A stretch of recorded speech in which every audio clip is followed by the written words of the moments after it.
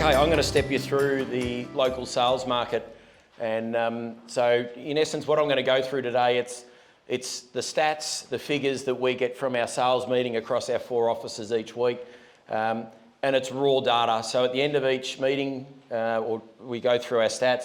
This is my scribble that I write down, just our numbers, and so I'm going to break you down and just to show you some of the things that are happening and what's happening in our local market. So just very quickly, method of sale. You can see the suburbs there in 2021. The majority out our way is private sale. We have a few auctions that are out this way, but we're largely, call it a mums and dads, a lot of first home buyer type market, and definitely the major selling method is certainly private sale. What's interesting is obviously the actual sale numbers. You can see, if we look there, for 2020, 2021, 2022, and this year 240. And certainly we've noticed a reduction. What have we got? We've got about 4 months to go or so till the end of the year, but there definitely has been a lot less stock on the market this year. And I think that's probably been an advantage for sellers. It's probably helped maintain or certainly bring values back up a little bit. If there was an increase in supply, then we may have seen the reverse happening. Median sale prices, as you can see for Murrelbach, this is over the last 3 years. For Lilydale, for Mount Evelyn, and Croydon. Now, one of the things obviously with median sale prices, it's taken across all of the sales. So Mount Evelyn, as an example for that suburb, there hasn't been anywhere near the volume of sales. So you only sometimes need a couple of lower sales or less higher end sales, and all of a sudden that can change. My gut feel is overall, I think the prices are pretty much back to about where they were about 2021. That would be, they may not be quite there, but they're not far off. This is interesting. We once called prestige property sales at $1 million or above. That's certainly changed now, but just to give you a bit of an idea on how it has changed. In 2020, this is for our company, we sold 38 properties above $1 million, 7 at 1.5 and above, and 1 above 2. And then COVID hit and the market went absolutely ballistic. And you look at the numbers there, it was substantial. 2022 and 2023. So we've still got a few more months to go, obviously, but you can see there's probably that reduction in sales. But you know, that example between 2020 and 2021, you know, is largely, it just shows how much the value's increased. Average inspections per month during 2021, the first half was 1,650 number of buyer inspections per month. Second half, it dropped down to 1,171. That could have been because also the stock we were holding was less because the average days on market was low as well. First half of 2022 was 1,304. Second half, 1,212. And currently, to date, 1,376.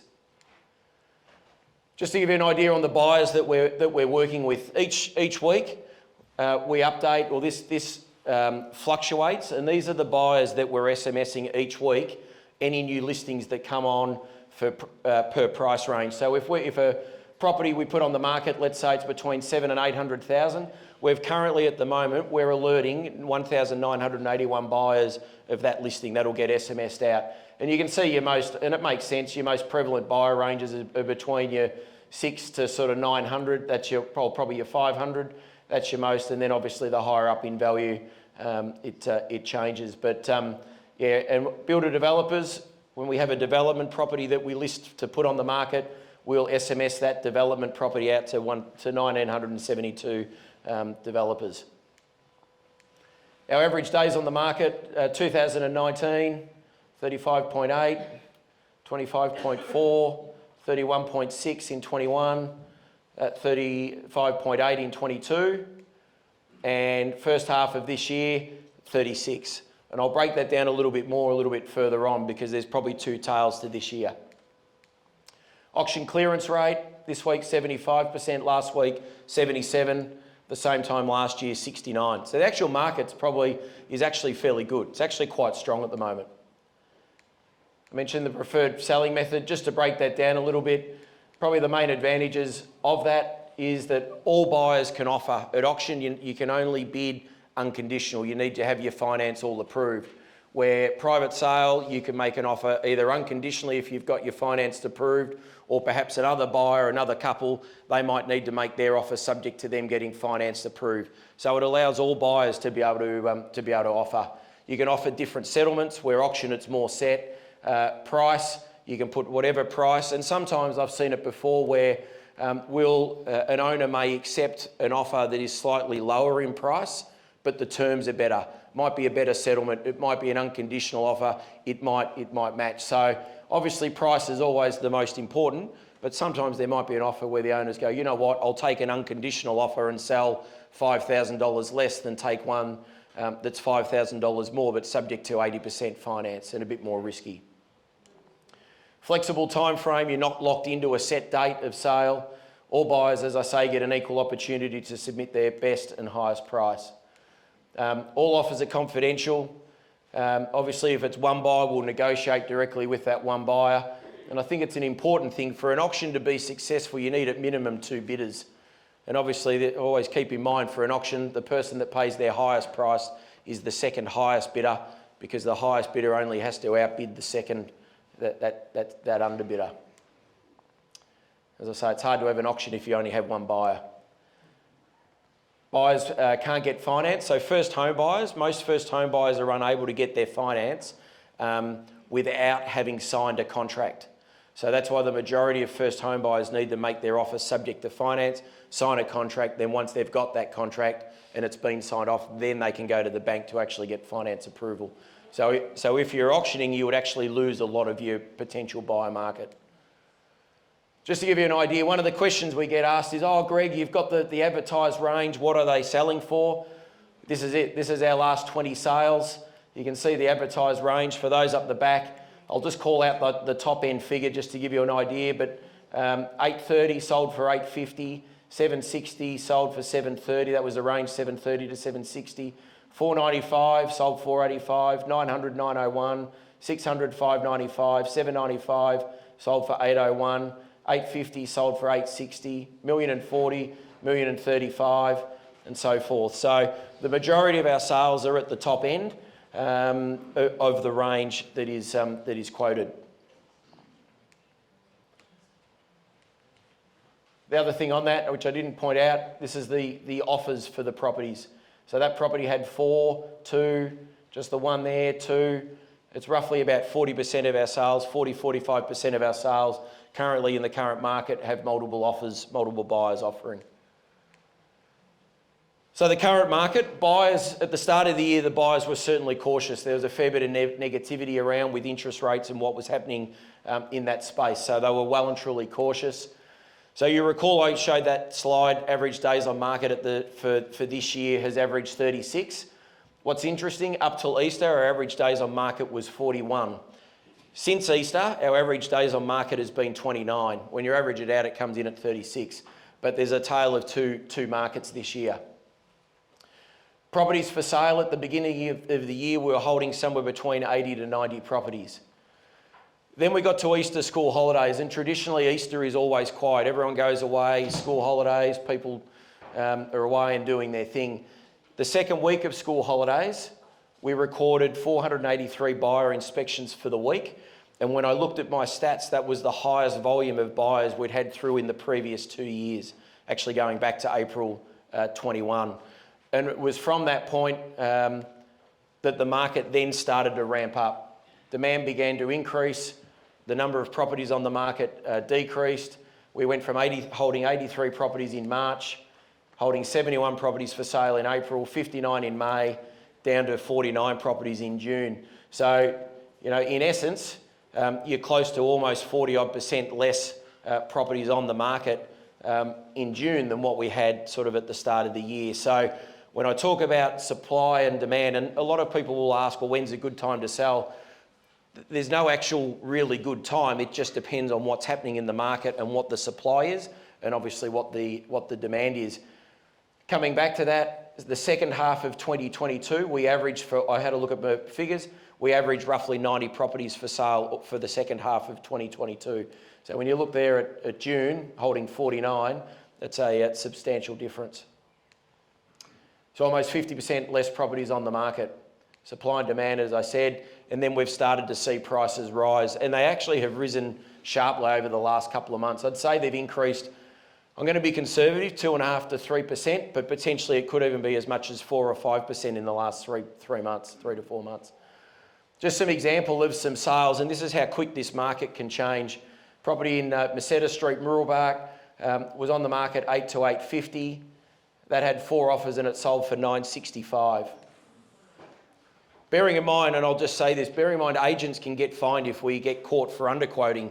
So we are very, call it paranoid, to make sure that when we price a property, it's priced in line with where we feel the market is.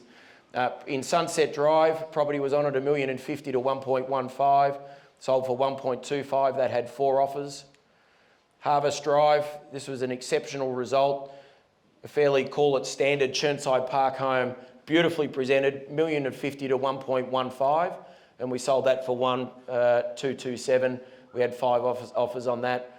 18 Taylors Road, Croydon, $790 to 850. That had 15 offers, and that property was on a half block, a subdivided block of about 450 square metres, and sold for 952. It was incredible result. Property in North Avenue, Mount Evelyn, $890 to 950. That sold for $1,031,000, 2 offers. And one in Browns Road, Montrose, $720 to 760. And that had 5 offers and sold $835. So those sales have all occurred in the last 4 months. So when I talk about the values, all of a sudden they jump. To give you an idea, in March of 2021, during COVID, we estimate that prices increased in 2 weeks, $60,000 to $80,000. So if you're considering selling as an example, you may have had a market update as an example in January. I can tell you now the value now that you're looking at will be more than what it was in January. So the market can change very quickly. Currently, and once again as an example, when I put this slideshow together last week, we were holding 77 properties. As of today, we're now holding 89 properties. So the market supply is already starting to increase for spring. So as I said, we would expect that number to rise.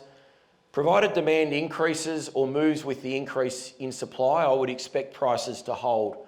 And overall, I think this year spring will be fairly consistent, which I actually think for both buyers and sellers, I think is really good. There was a point there where when prices were moving so quick, one of the things that sellers had to contend with was that if they sold so quickly today, or if they sold today and prices jumped so quickly, they may not actually be able to get in quick enough and at the same sort of level. So I think it'll be a lot more consistent, which I think will give probably make things a little bit easier for sellers. Balanced supply and demand, and I think prices will hold. They may rise a little bit, but my gut feel is I think they will hold. Now I'm no economist either, so that's my little proviso. That's just my opinion. Interest rates close to peaking. The reason I would be thinking they're close to peaking is the major banks have started to decrease their fixed interest rates now for their 5-year long-term fixed rates. So I think that's a sign that probably the rates are, there might be one more. Dallas might know a bit more on that, but I don't think there's going to be too many more. Demand will be steady. Prices, I reckon they're back now to about 2021 levels. We have noticed a significant increase in investors selling. Probably you talk of financial hardship. I haven't really had any homeowners ring to say they're in financial trouble, but we've spoken to a number of investors. Maybe they've got their home loan, maybe they've got 1 or 2 investment properties. If all of their interest rates have increased, let's say $2,500 per month, times that's $6,000 extra per month they've got to find for repayments. Times that by 12, they've got to come up with about 70 grand extra. So there's certainly been an increase in investors selling, not to mention your land tax, insurance and everything else going up. And we haven't seen the returns. You can probably stomach holding for investors, holding some of these extra costs if you can see the prices increasing. But if the prices haven't been increasing like they were, it's a bit of a tough pill to swallow. My recommendation to investors, ideally, I think if you can hang on, hang on. Obviously, if you can't, or you've had a gutful and you're perhaps thinking, well, what other investment opportunities are out there, we'll do that. But I guess there's a saying out there, when others zig, it's time to zag. So if a lot of people are selling, ideally hang on. I do think you will see strong price rises again. But of course, you've got to be able to maintain your lifestyle. Rents will continue to rise, I would think. And when you look at it, when there's the housing shortage that they're talking, and the government's talking that they need to build all these homes, well, I mean, I don't know how they're going to be able to build them quick enough, and people need to live somewhere. So without a doubt, I think rents will continue to rise, and as will property values. People still aren't confident to build, obviously, with some of the builders, going bankrupt and those sort of things. The rise of building costs, supplies. As I mentioned, the demand for established homes, I think is going to continue to rise. And I think, my opinion, I think you'll only see values continue to go north. I mentioned about supply and demand. So this is our total listings held for 2018, 2022. The reason I want to point this out is this was spring of 2018. So everyone thinks spring's a wonderful time to sell, the gardens look great, etc. That spring of 2018 saw the biggest fall in property values that I've seen in my real estate career. And you can see our stock levels rose to, I think we got up to almost holding 160 properties for sale. So the old supply and demand, if there's more supply and less demand, well, in the end, values will fall. Currently, this is where we are at the moment. And my gut feel is I think values will probably, stock levels will probably hold somewhere in here. They're going to increase a little bit. I think the only way that they might get up to sort of this sort of level is if hardship falls or there's further interest rate rises and people are forced to put their homes on the market. But my gut feel is I think it'll be sitting somewhere in there, and that's why I believe it'll be a fairly balanced market. Development properties. So development properties we're selling. Developers are still nervous. There was a time not all that long ago where we would put a development property on the market. We would SMS it out to the developers. We might have, it may not even make it onto realestate.com, and we might have 10, 15 developers that would be literally just clamouring over it, and they'd all be offering and doing all they can to get it. That's certainly not the case at the moment. They're very nervous about developments, and probably with values how they've come back, building costs on the rise, labour costs, shortage, material costs and supply delays. They're things that certainly they're weighing up when they're considering a development. The other thing as well is obviously the end product. So as an example, a brand new townhouse in 2021, developer buys a property, builds the unit at the back. It may have been worth, let's say, $950,000. Perhaps currently, in 2023, it might be at about $850,000. So therefore, if the build costs have gone up and the end product of the townhouse has come down, what that means is that the amount that developers have been prepared to pay per site naturally has come back. That being said, we are starting to see the end product. As I said, prices are starting to increase again now. So I think as you start to see this, we'll start to see more developers starting to look to come back into the market.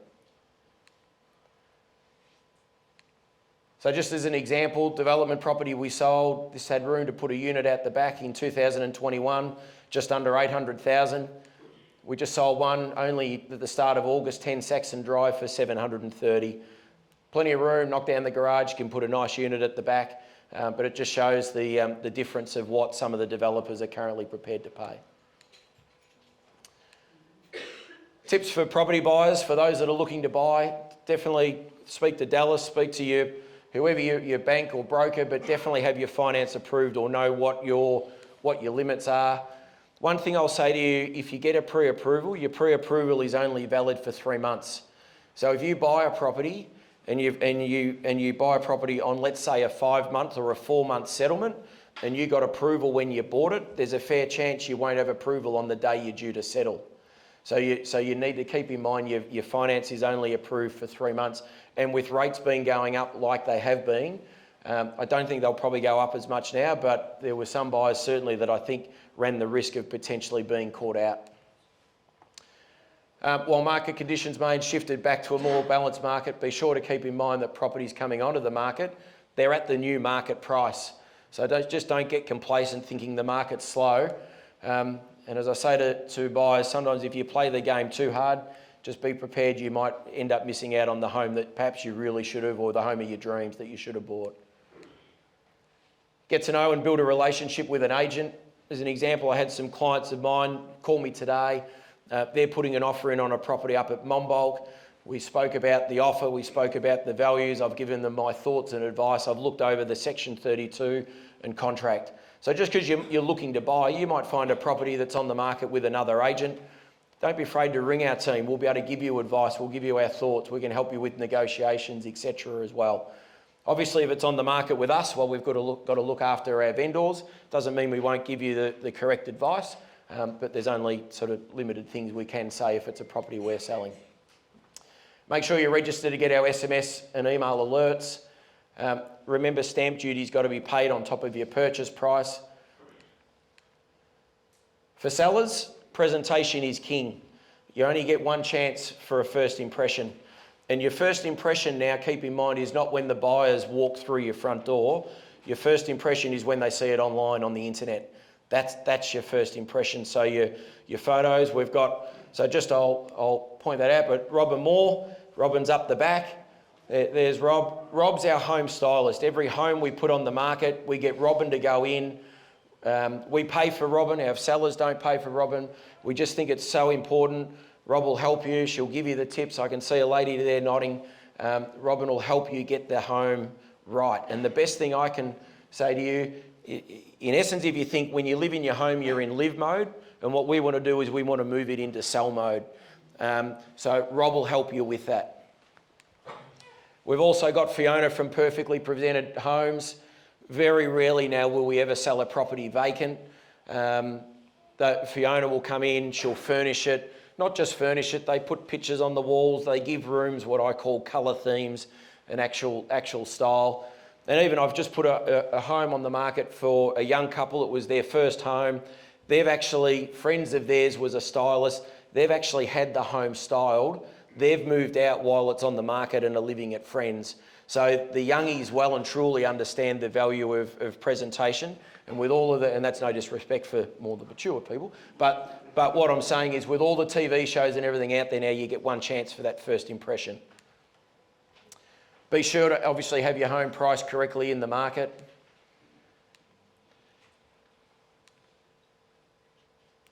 This is off realestate.com. So you talk about insights. So we provide insights to our sellers. This graph is pretty much standard for every listing.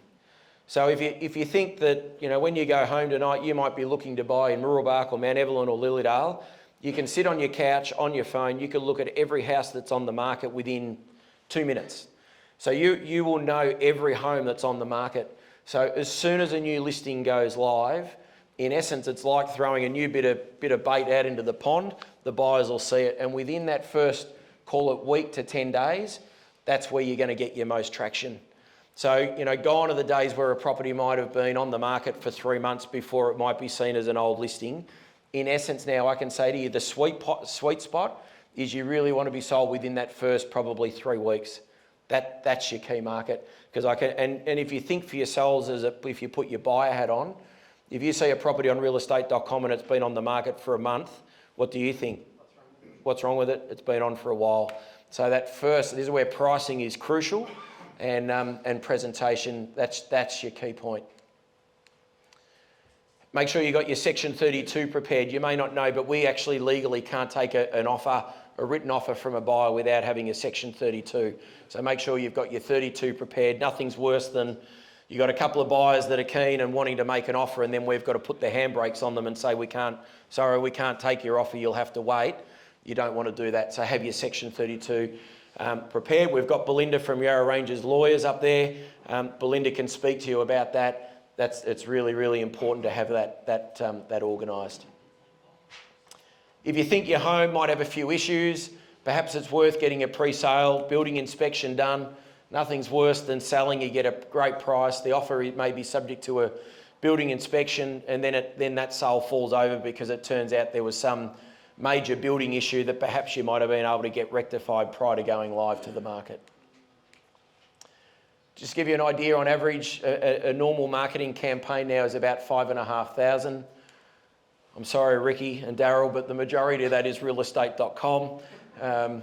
It's a great website, but they do know how to charge. But to be candid, you don't have a choice. If you're going to be on the market, you don't have a choice other than to be on realestate.com. And we have a deal with realestate.com. Our listings go on at the absolute highest listing level. You may not even know, but there's different standards of listing. Coming back to that first 3 weeks, first impression counts. You want it when you do it, you want to do it right. I hear a lot sometimes from owners, oh, Greg, it's the first offer. We've only been on a week. Well, keep in mind, and not saying you do have to accept the offer, depends what it is, but just keep in mind, while you may have only been on the market for a week or so, that buyer may have been in the market for 2 or 3 or 4 months, and they might be giving you an offer because they've missed out on 3 or 4 before, and they've gone, bang, I want to do everything I can to get this property off the market.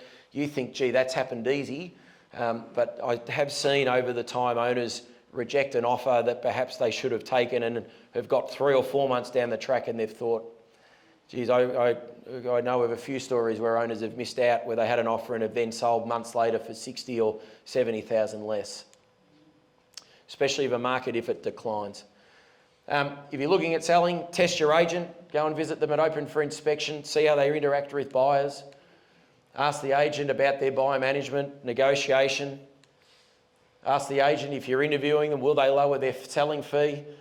I hear it all the time, will you lower your fee? And you might think, oh, it's good, the agents dropped their fee, I've got a great bargain. Well, that's all good and well, but you may have just hired the weakest negotiator or the agent that's desperate for your business. And while desperate might seem good, you've got to question, do you want a desperate agent standing at your front door that's handling that negotiation for you? Most of all, find an agent you can feel comfortable with and you can trust. That's the most important. You've got to be able to have good conversations. Sometimes we've got to have difficult conversations with our owners. Sometimes we've got to give them news that they may not want to hear.